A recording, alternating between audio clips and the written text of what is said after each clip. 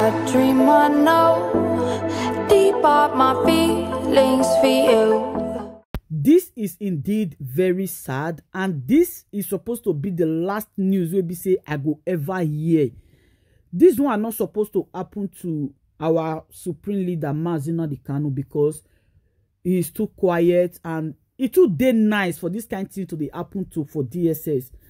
And why our DOS and many other people we get, as in we get upper hand for IPOP, they just keep calm. No.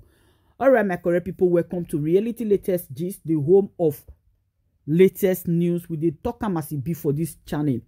If you didn't meet our video for Facebook, welcome to Anointed Lady. And if you never follow our page, make you try follow, hit on the follow button, like our video. And if you also like our video, make you share them also. And if you didn't meet us for YouTube, welcome to Reality Latest Gist. My correct people, I go read.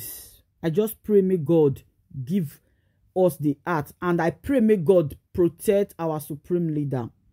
Now, our own supreme leader, the person of Mazi Nnamdi Kanu, the great leader of the indigenous people of Biafra, don't finally cry out because he don't do too much.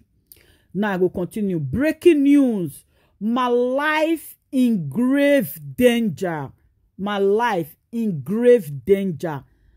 Nnamdi Kanu raised alarm in DSS custody. I wept, my God. Now I continue. Our client, Mazi Nnamdi Kanu, has instructed us to make the following information public. Number one, that despite a court order to the contrary, the condition of his detention at the DSS headquarters in Abuja continues to be harsh, degrading, and inhuman. Number two, that he is solitarily confined to a very tiny cell 23 hours of the day, 23 hours of the day, without access to sunlight and any social interactions whatever. He believed that this is aimed at inflicting extreme emotional and mental distress on him and breaking him psychologically. That any detainee who encounters and greets him during the single hour he is allowed outside his cell is promptly put in solitary confinement or transferred to maximum security as a punishment for exchanging mere greetings with him. Because of this, detainees have resorted to avoiding him and exchange salutation with him, not to talk of any other form of social interactions. I'm going to explain something at the end of the reading. Number four, that since the Nigerian government extraordinarily reduced him, he has not been allowed a change of clothing, and his Jewish prayer charts and other religious materials brought to him by his counsel were rejected and returned. Number five, that the DSS has refused to replace his corrective glasses, the lens he's using, which were smashed by agents of the Nigerian government in the process of the violence they unleashed on him while adopting him in Kenya. This has led to a rapid deterioration of his sight. Number six, that he is restricted to meeting with his counsel in an atmosphere devoid of private discussion with his counsel, and he is oftentimes denied pursuer of legal documentation his counsel brings to him to review. Number seven, that he is not allowed to sleep with a pillow. How poor is that? You are not allowed to sleep with a pillow. This is inhuman. All right. And this has led to him developing acid reflux, which comes with acute burning sensation in his chest pain, and extreme difficulty in swallowing. Number eight, that on the 17th of July 2021, one of his lawyer, the undersigned barrister Aloy Ejumako, was detained and interrogated for hours by the DSS when he came to the DSS on visitation to Mazi Nnamdi Kanu. Mazi Nnamdi Kanu witnessed the detention before being led away, was very distressed and alarmed by this incident, and he considered it a brazen act of intimidation of his counsel. Number 9, that he has to date been denied access to the British counsel despite her repeated request to see him.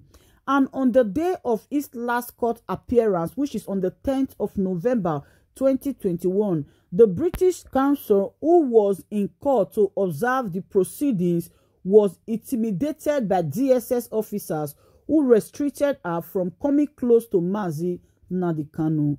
Number 10, that to date, the DSS has denied his repeated request for an independent medical examination to determine the extent of damage done to his body by a suspected substance he may have been injected with during his abduction and extraordinary rendition.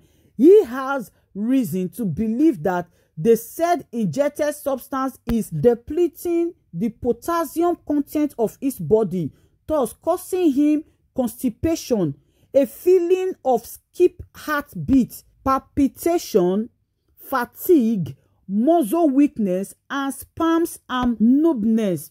Number 11, that in the circumstance of the foregoing, Mazi Nnamdi Kanu continues to have a persistent and heightened feeling of a proton threat to his overall well-being and safety within the DSS facility where he is currently detained. Signed by Barrister Aloy Ejimako and Barrister Ifeanyi Ejiofor. All right, let's really discuss about this. First, DOS, they can't say, okay, make all Biafrans sit at home for 1 week. Later, they can't cancel them. What make them cancel them? Now, nothing is going well. So, this thing where be say Mazi Nnamdi Kanu cry at so it don't they get this thing since, but he not talk come out. For him to cry out now, for him to cry out, Mona just know say the thing don't reach am here.